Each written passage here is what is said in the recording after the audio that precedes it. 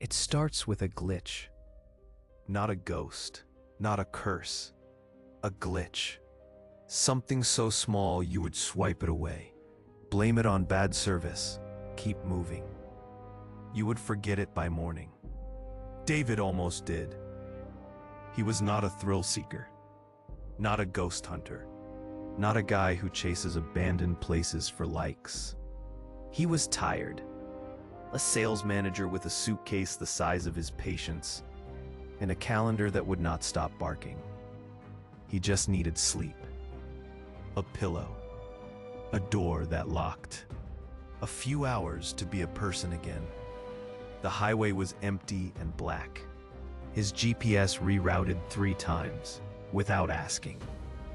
Each time it showed new lanes that did not exist, turned an off-ramp into an exit that was not there, and then insisted it had always been right. The voice felt wrong, not robotic, not exactly human either, like a whisper trying to sound normal. He followed it because what else do you do at 2 in the morning, with your eyes burning and a meeting at 8? You obey the rectangle that knows the way. You trust the map more than your gut. You laugh at the thought that a map can lie. And then he saw the sign. Pine Hollow Inn. 5 rooms. A neon strip over a wooden arch. Buzzing like a gnat in the cold. The building hunched under pine trees so tall they erased the stars. The parking lot was gravel, not paved. The air smelled like damp needles and old rust. The sign cast a sick green light over everything, like a bruise you could walk inside. No reviews, no star rating, no listing. David checked his usual apps and got nothing. Not a single mention. He told himself it was a dead zone. He told himself small places still existed out here between the interstates and the algorithms. He told himself he would be fine.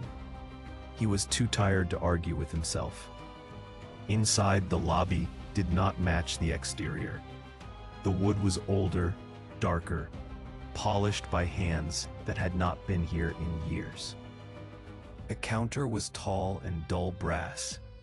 The bell did not ring. The rug smelled like wet paper. The air had weight. The clerk shuffled in from the back. A thin old man with hunched shoulders and a face that had been pulled too tight around small, flat eyes. He did not look at David. He looked past him. He looked through him. When David said, "Hey, do you have a room?" the man slid a key across the counter. It was brass. Tarnished, cold.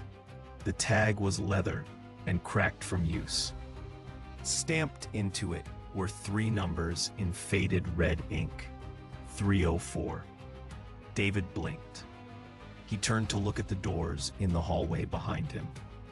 1, 2, 3, 4. Tiny placards that read 101 to 105. No stairs. No second floor, no elevators, no way for room 304 to exist. He forced a smile. Room 304? That a joke? The old man did not answer.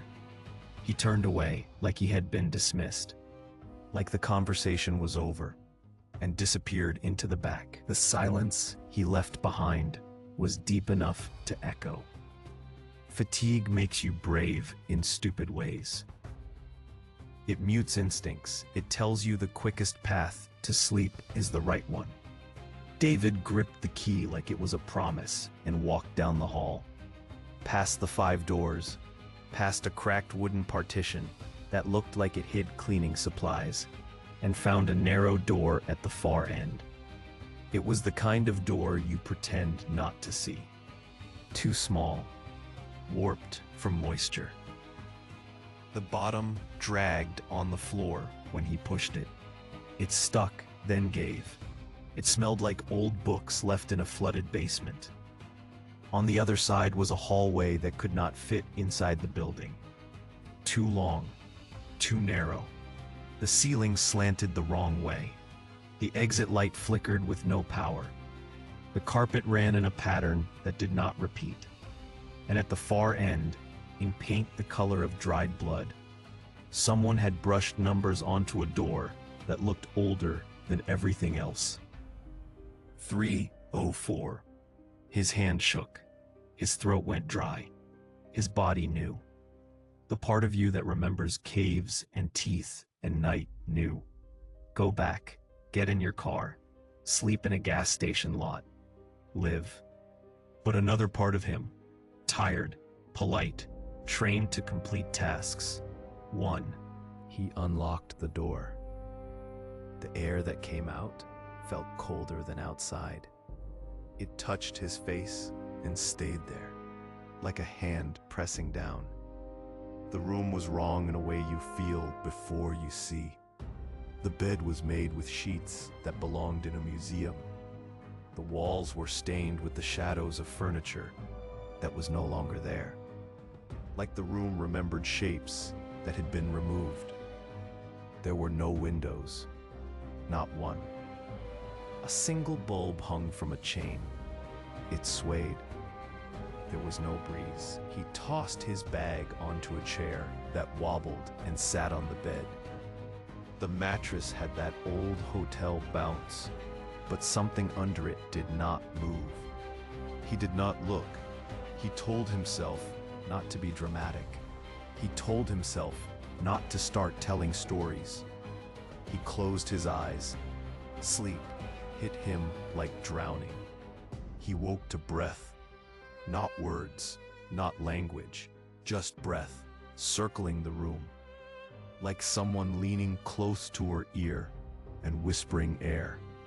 It moved behind him. Then it moved in front of him, then to the side. It circled again. It repeated. He sat up. The bulb swayed. The chain clicked against itself in slow beats. The air felt colder than before. His breath fogged in front of his face and hung there. He grabbed his phone. No bars, no Wi-Fi. The battery icon was frozen. The time on the lock screen was midnight. It stayed midnight. He forced a laugh that sounded like someone else. He tapped the screen. He tapped it again. Then he whispered hello to the empty room, like a child tests the dark. Silence answered, the heavy kind. Then came the scraping. It was not under the bed. It was not behind the wall. It was above him. Nails on the wrong side of the ceiling. A scratch pulled slow, then stopped. A tile shifted. Dust fell in a soft line across his face. He did not move. He could not move. A hand slid out. The skin was pale and damp. The fingers were too long and jointed in too many places. The nails were soft and gray. The wrist trembled. It felt its way along the edge of the tile, like it was learning the shape of the room. Then the arm followed. Then another hand. Then a sound. A dry thud that came from nowhere. David ran. The doorknob turned under his palm and spun and clicked and refused to open. The door stayed shut, like the idea of leaving had never existed. He hit the door with his shoulder. It did not move. He grabbed the chair. He slammed the chair. The chair broke. The bulb died. Darkness erased the room. He did not breathe. He could not find his breath. He felt the cold like a mouth on his chest. Somewhere, something exhaled. The light flickered back on. Something stood in the corner. It was upright. It had arms. It had the idea of a face. But the parts did not connect. The limbs were too long. The shoulders sloped like wax under a heat lamp. The face sagged. Eyes were only hollows.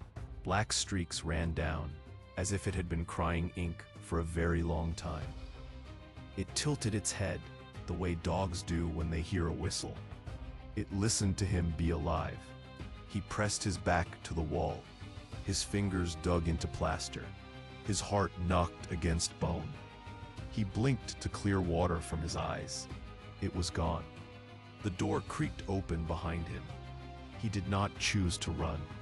His bones chose. His body did what bodies do when they want to live. He sprinted down the narrow hall, past walls that bent closer as if to feel him go by, past the cracked wooden door that scraped his shoulder and left a long splinter in his coat, into the lobby that felt warmer and wrong in a different way, out into the lot where morning had already arrived. He stood in sunlight, clinging to the ordinary, shaking hard enough to drop the key. He picked it up. He did not look back.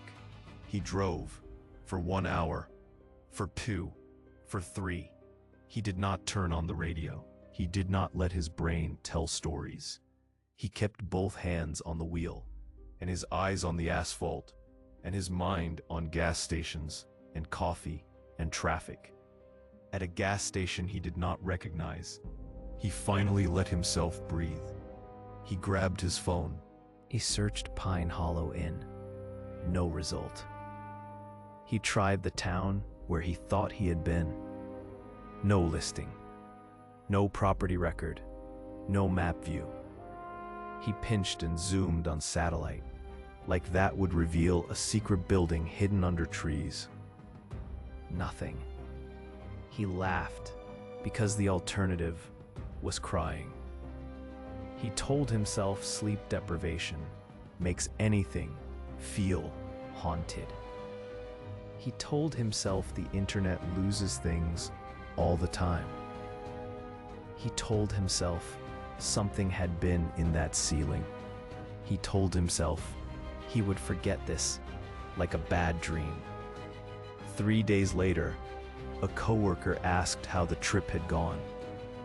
David made it a joke. He kept it light. He said the roads were wild, the motels were weird, the coffee was garbage. The coworker's eyes climbed past his smile. The coworker rolled up his sleeve like some bad magic trick and showed an arm marked with parallel scars. 4, 5, 6. He said it quietly, like naming it would make it appear. You did not stay at Pine Hollow, did you? David stopped. The floor tilted. He asked how he knew the name. The coworker did not move for a long time. Then he rolled his sleeve back down and said a thing that sounded like a prayer and a warning. That place does not let go easy. That night, David's phone lit up on his nightstand. Unknown number. One message. Your key is still missing. He could have thrown the phone in the sink. He could have turned it off. He could have told himself it was a phishing scam and blocked the number. Instead, he sat up in bed, turned on the lamp, and stared at the brass key on his dresser. 304. He had not put it there. He had tucked it into the pocket of his coat and zipped the pocket closed. Now it lay in the open like a pet. He picked it up. It felt colder than the room. His reflection in the metal did not move at the same speed as his hand. He texted back. Wrong number. The reply came immediately. You took it.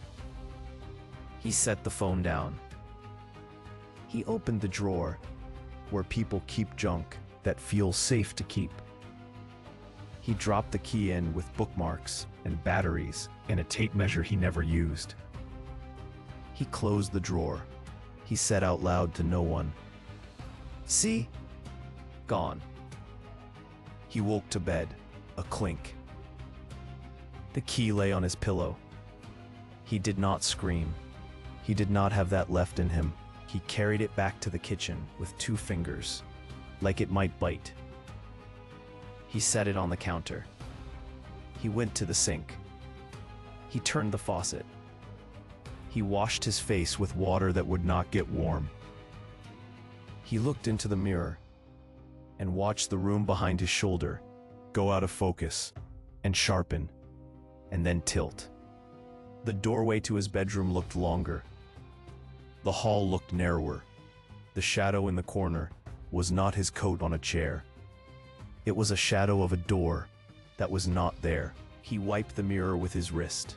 He found it resting on the keys to his car in a way that was almost affectionate. He drove to a river that does not keep what you throw in. He held the key over the water. The current moved under his palm. The metal hummed so quietly, he thought it was his pulse. He let it drop. It clinked onto the rocks at his feet, somehow having missed the open water, somehow landing near his shoe, like a coin you dropped too carelessly. He picked it up. He threw it again. Harder, it vanished under the surface. He watched the ripples calm. He waited 10 minutes. The 3rd ring cut off, and the line breathed. Not a voice, not words. The sound of someone else in a room you cannot see, pulling air in through a narrow mouth and letting it go.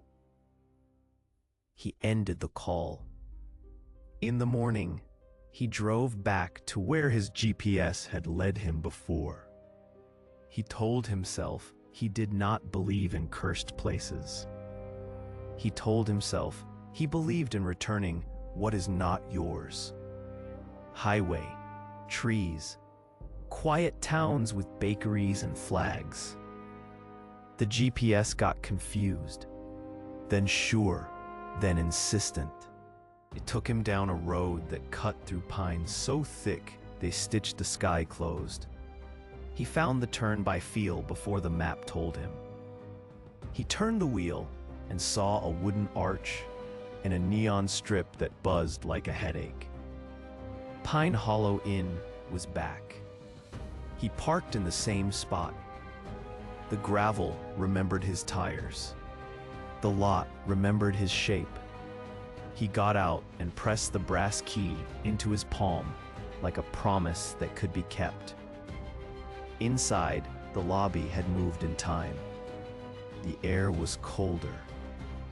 The desk bell had rusted to the counter. A guest book lay open on the surface. Names sprawled across yellowed paper in careful handwriting. Some entries were dates that had not happened yet. Some were dates that had been crossed out. At the bottom of one page was a signature he recognized. His own. He did not remember writing it. The old man had returned. He looked older by decades and younger by minutes.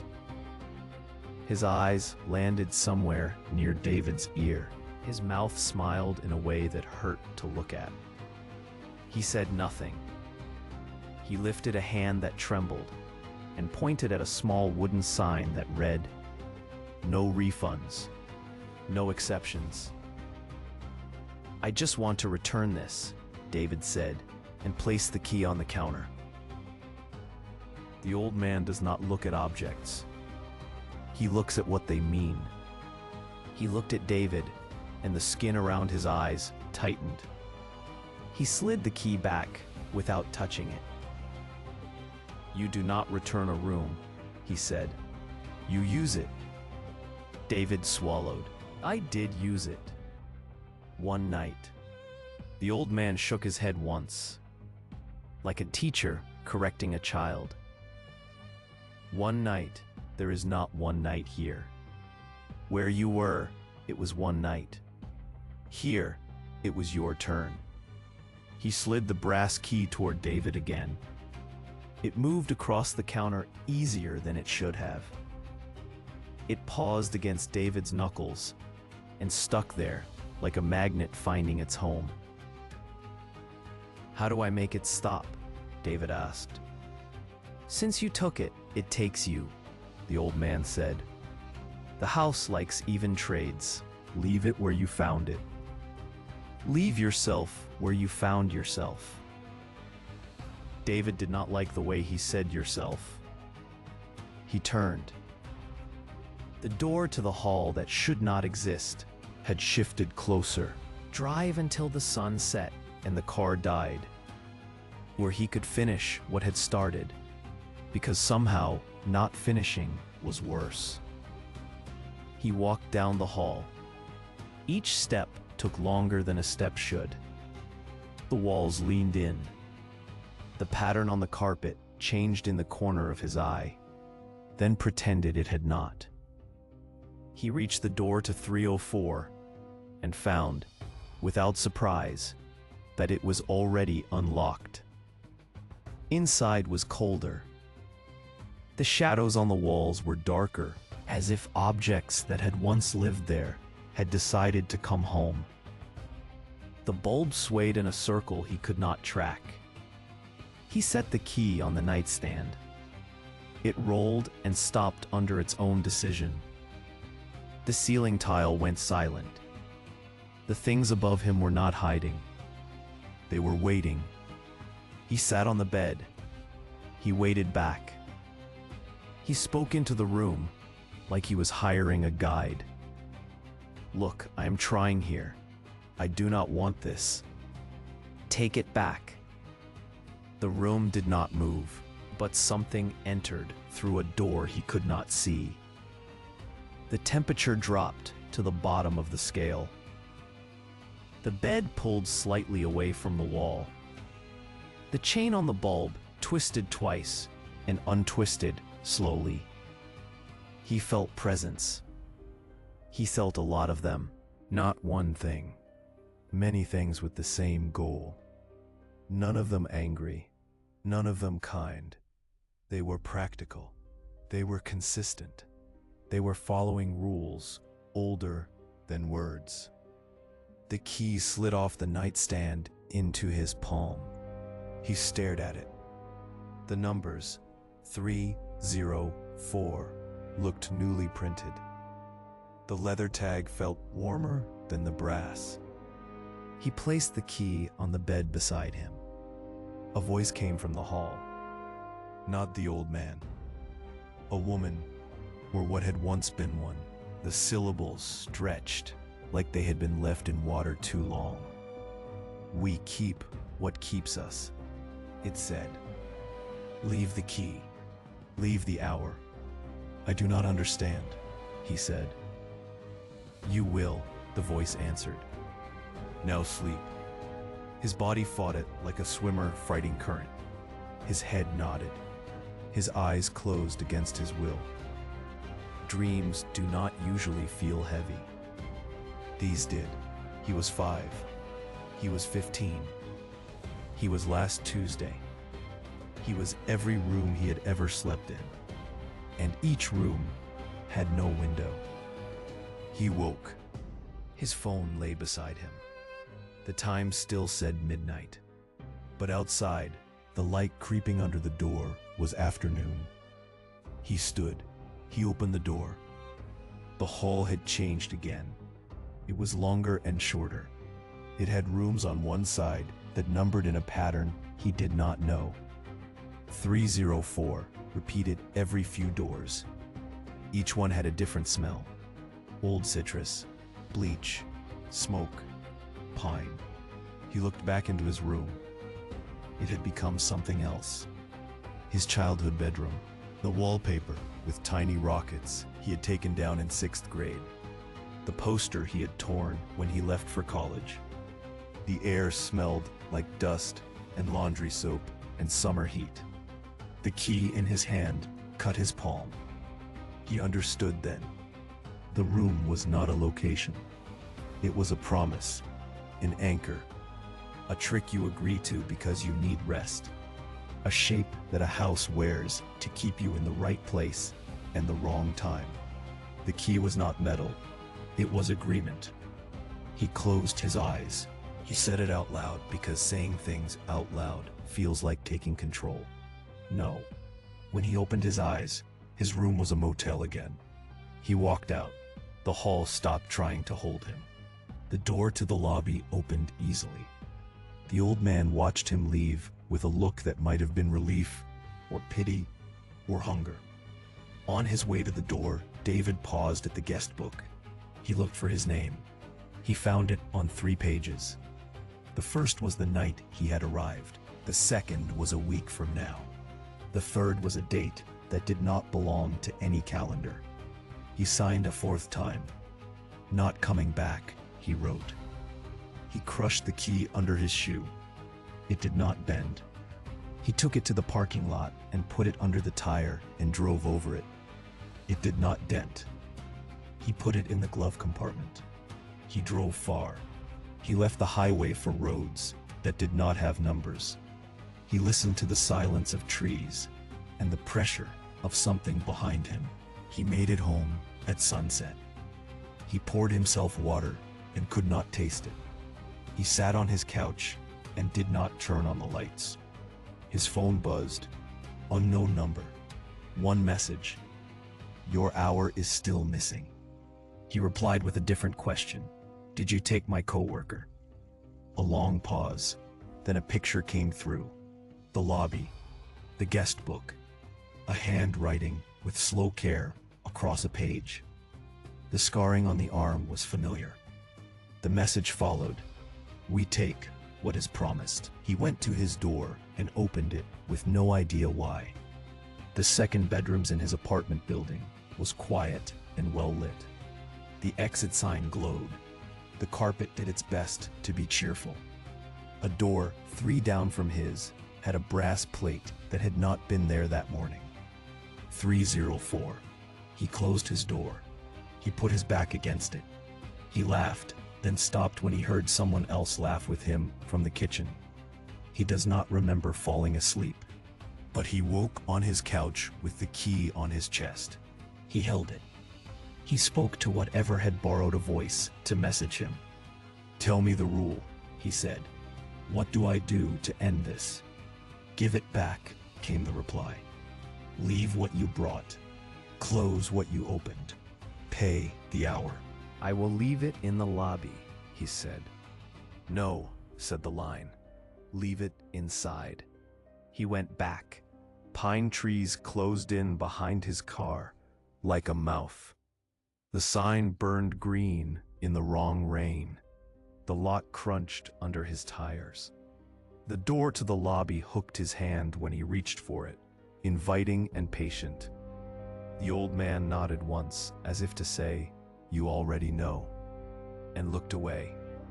He walked the hallway. He opened 304. He stood in the cold. He placed the key on the bed. He sat in the chair. He waited. The ceiling tile shifted. The long, jointed fingers appeared and did not descend. Hands clung to their edge like insects to bark. Faces that were not faces pressed against plaster from above and left grease in the shape of tears. The bulb dimmed. "We will take it," the voices said, many and one. "We will give you back." "I do not want it," he said. "I do not want the room." "You brought the key," they answered. The key was you. He did not fight the tired. He let it move through him. He let the muscles loosen. He let his jaw unclench. He closed his eyes. When sleep takes you where they can follow, choices narrow. He dreamed of the guest book as a ledger of exchanges. You give the house an hour. The house releases you from something you thought you had to carry. A grief, a fear, a memory. In return, the house keeps the hour. It lives on what we cannot bear. It keeps a key in your pocket to make sure you know where to come when it is hungry again. He woke before dawn. He did not know if he had given or taken. He stood up and walked out. The old man held out a hand. "Pay," he said. David looked down. His wallet was empty. His pockets held only lint and the outline of the key he no longer had. He placed his hand in the old man's hand, not sure what else to offer. The old man closed his fingers and smiled for the first time. "Even," he said. Then he turned the sign on the desk from open to no. On the drive home, the world felt a degree to the left. The radio played songs he knew in the wrong key. Street names looked spelled wrong. Time lagged by a half-second. He was back, and he was a little off. He slept that night without whispers. He checked the ceiling tile, and it did not move. He woke to messages that were ordinary and boring and sweet. The key did not appear on his pillow. He waited for dread, and it did not come. He texted his coworker. "Fine," he wrote. A long pause. Then, yes. They did not mention Pine Hollow to each other again. Here is where I tell you something you will hear as a dare and not a warning. When you drive at night, your map will try to help. It will do its job and reroute you around delays and into shortcuts and down roads the system thinks are faster. It will tell you the closest motel is one that does not have reviews. It will whisper a name you have never read before, and then swear it told you yesterday. If it says Pine Hollow Inn, keep driving.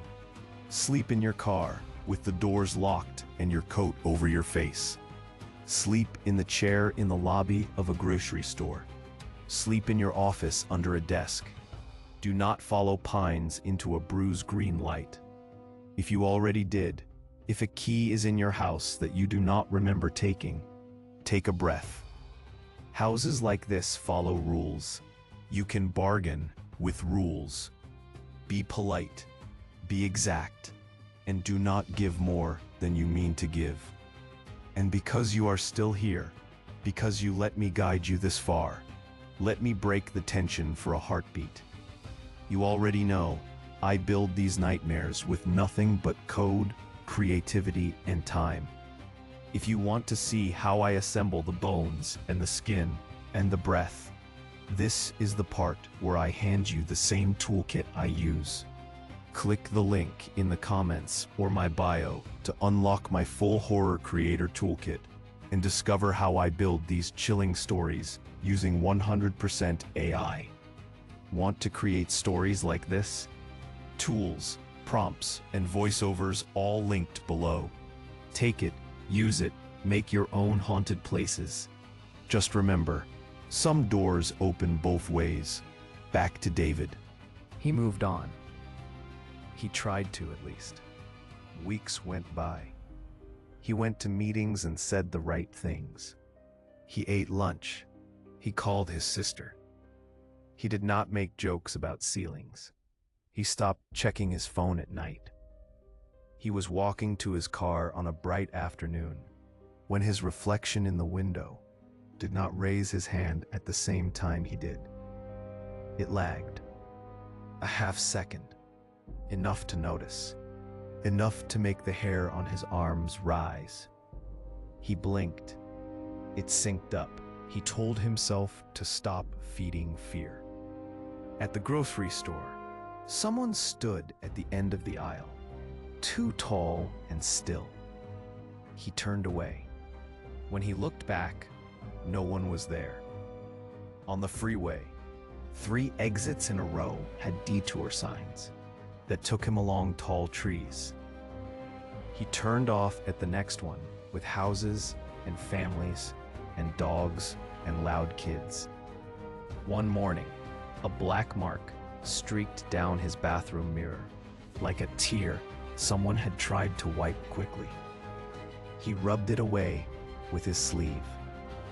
It left a shadow. Another night, his apartment's hallway smelled like bleach and smoke and pine all at once. He took the stairs fast. He pretended he was late.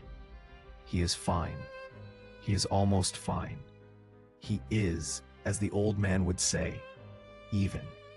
Still, Sometimes at exactly midnight, his phone lights with an unknown number, and a new message appears.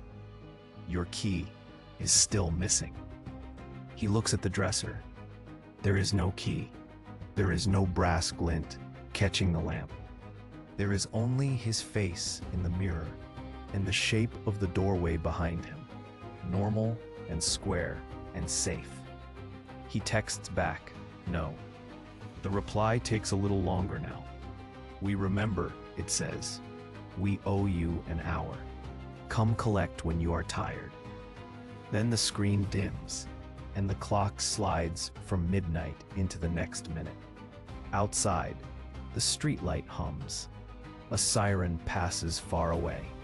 He lies down. He thinks about how soft a promise can sound. He sleeps. When you tune your GPS to find a shortcut at 2 in the morning, it might whisper a new name, and you might blink and miss it. If you do not, if you turn your wheel anyway, if the green light draws you in, and the air bends around your shoulders like a hand, remember David. He had options. So do you.